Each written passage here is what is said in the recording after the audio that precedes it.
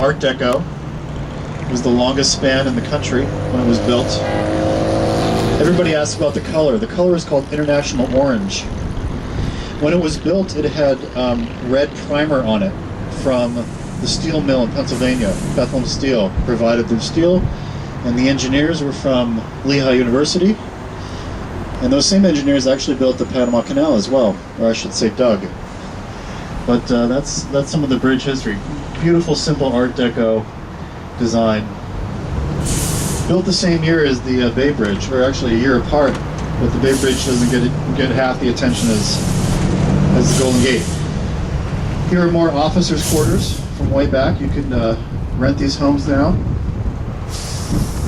Presidio has undergone a lot of renovation in the last 15 years. So in 1989, George Bush was president, there was a military reduction act that was passed.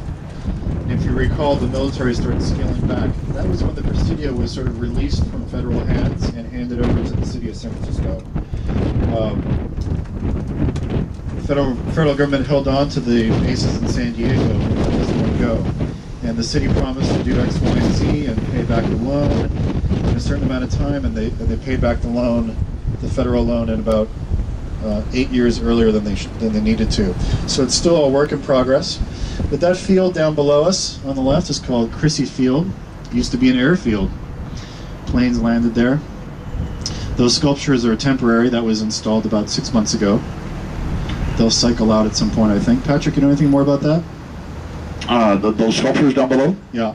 Yeah, so actually, first we're going to let these people take some pictures if they would like, Rob. We have a couple minutes here. Great. So we'll start. Yes, those structures are on loan from the Museum of Modern Art, which is currently closed for a few years for some remodeling and redoing, if you will. And these